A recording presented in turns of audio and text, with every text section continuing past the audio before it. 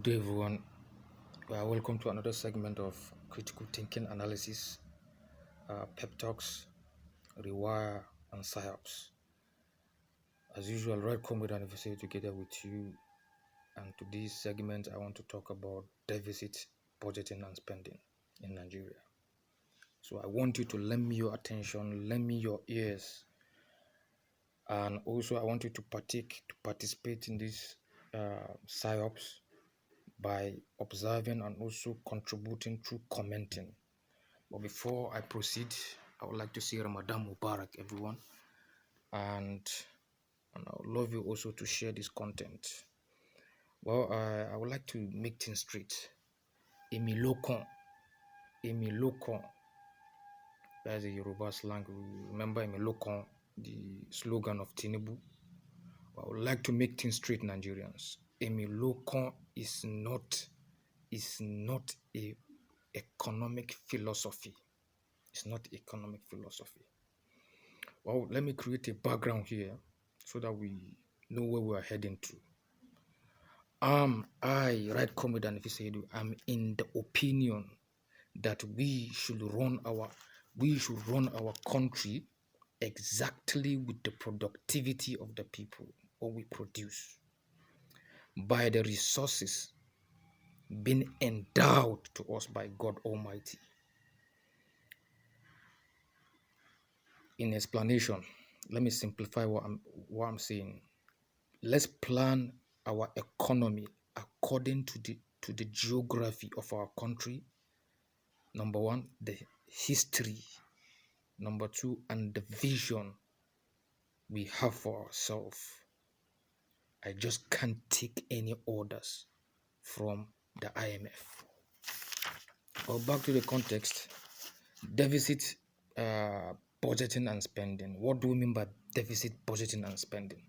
Number one. And secondly, what are the reasons behind why should a government, you understand, go and get loan or borrow from another economic entity or money borrowing services entity out there? Why should we? Firstly, like I said earlier on, we need to simplify the meaning of deficit budgeting. We need to know about that. In simplification, deficit budgeting means when the government spends more money than it receives from its revenue, that's the IGR, resulting to deficit budgeting. It means government is borrowing money to finance its expenditure. You understand?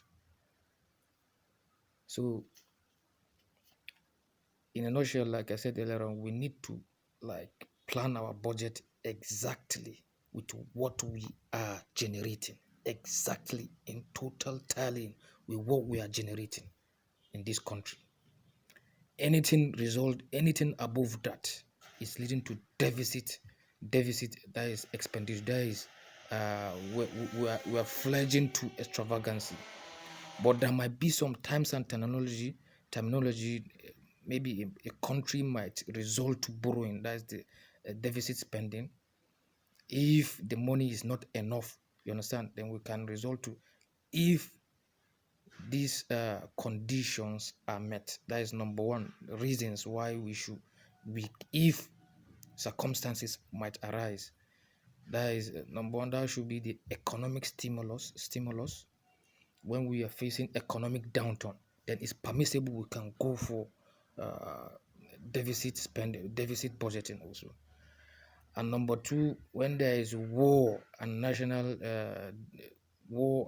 defense, and there's outbreak of unexpected war, maybe internal or external, is an unexpected occurrences, then definitely we can resort to borrowing or deficit budgeting or deficit spending. That is number two. Number three, that is the social welfare programs. Maybe there might be outbreak of, like I said, unexpected circumstances. Social welfare programs like youth empowerment, women empowerment, and you understand, and whatnot. Educational empowerment programs and whatnot. It requires another extra curriculum spending. We can result to also deficit spending. And fourthly, infrastructure development. Maybe there might be collapse of some infrastructure. It can be categorized into unexpected circumstances.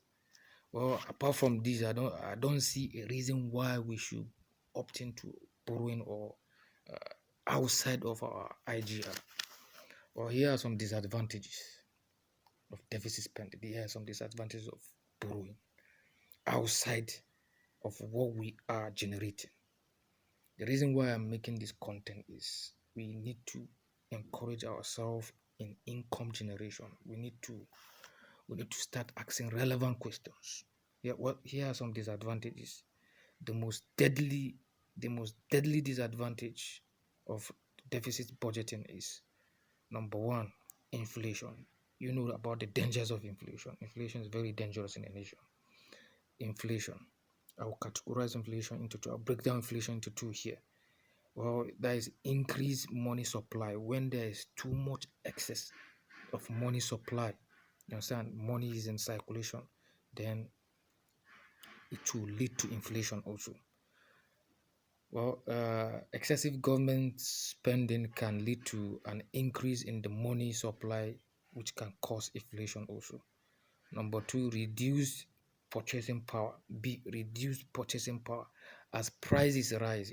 When money is in excess supply, prices of goods and commodities will rise, and not every person will get access to that money in supply. So the people before profit here. My vision is the people before profit. If the prices of goods and services rises, the purchasing power of the consumers, the common layman, maybe the lower stratification, lower complexity in a region or in a domain or in a country, will find it difficult to purchase goods and services in a nation. The purchasing power will decrease. Not in a nutshell, what I'm trying to say is not everyone can control, should be given the mandate to lead or control a country. The vision should be people before profit. And I want to hear your thoughts also at the comment section. I want to hear your view. I want to see your view about why do you think that for decades now Nigeria has been running its economy on deficit budgeting? Let me hear your thoughts in the comment section. Right, comrade, and if you say together with you, and I hope you have a lovely day. Peace out.